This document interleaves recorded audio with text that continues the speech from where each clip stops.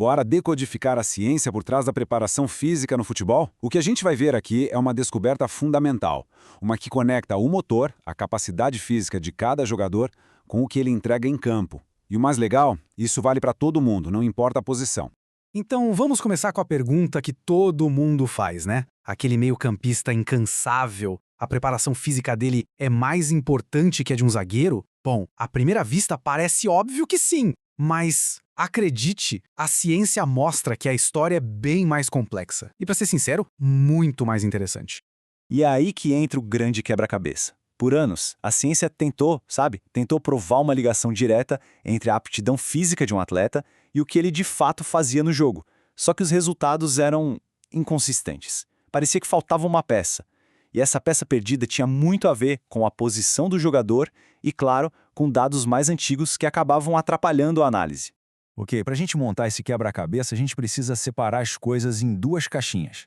Pensa assim, é a diferença entre o motor de um carro e o que esse carro realmente faz na estrada. Potencial de um lado, resultado do outro. Primeiro, vamos falar do desempenho aeróbico.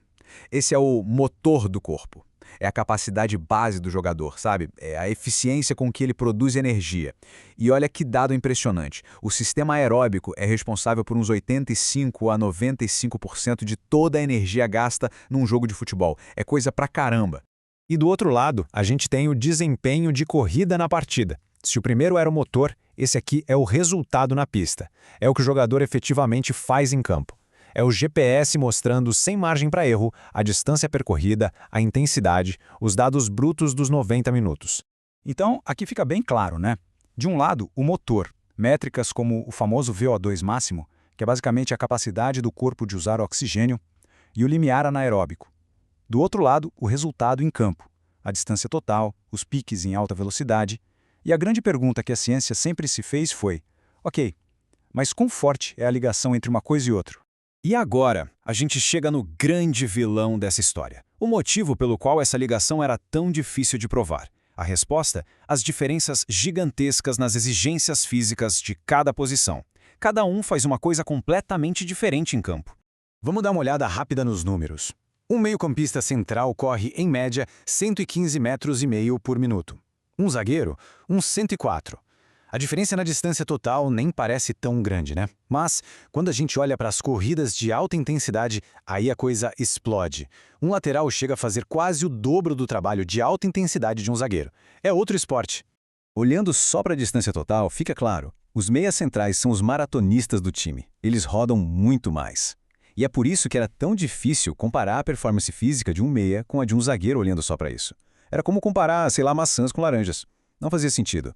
Agora, se a gente muda o foco para a corrida de alta intensidade, a história muda de novo. Aqui, os donos da festa são os jogadores de beirada de campo, os laterais, os pontas. Eles são os velocistas, dando aqueles piques explosivos o tempo todo. Já os zagueiros, papel totalmente diferente, com uma exigência bem menor nesse quesito. E aqui está o ponto-chave, a grande confusão. Não é só que eles correm de um jeito diferente. O estudo mostrou que eles já chegam com níveis de condicionamento físico diferentes. Por exemplo, os meias não só correm, mas eles já tendem a ter um VO2 máximo maior. Virou um ciclo vicioso, e ficou quase impossível isolar o que era causa e o que era consequência. Tá, mas e se a gente pudesse tirar a posição da equação? E se a gente conseguisse analisar os dados sem essa variável para atrapalhar? Pois é, foi exatamente isso que um novo estudo conseguiu fazer. Usando uma análise estatística super avançada, os pesquisadores finalmente acharam uma verdade universal.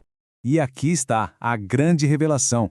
Quando você tira a posição da conta, a mágica acontece. Uma ligação clara direta aparece. Ou seja, um motor aeróbico mais forte leva a um resultado melhor em campo. Ponto. Isso vale para todo mundo. Zagueiro, meio-campista, atacante, não importa a camisa. E não é só teoria não, a descoberta é super concreta. Para cada mísero pontinho que um jogador melhora no seu VO2 máximo, ele passa a correr quase 2 metros a mais por minuto. Parece pouco? Pensa num jogo de 90 minutos. Isso dá uns 170 metros a mais. É quase cruzar o campo de uma área a outra. E fica ainda mais impressionante quando a gente olha para o limiar anaeróbico, que é aquela capacidade de manter um ritmo forte por mais tempo. Um aumento de só 1 km por hora nesse limiar significa mais de 5 metros a mais de distância por minuto. Isso é um baita indicador do volume de trabalho que o atleta consegue entregar em campo. Resumindo, a gente pode pensar em duas chaves para o domínio físico em campo. A primeira é o motor de resistência.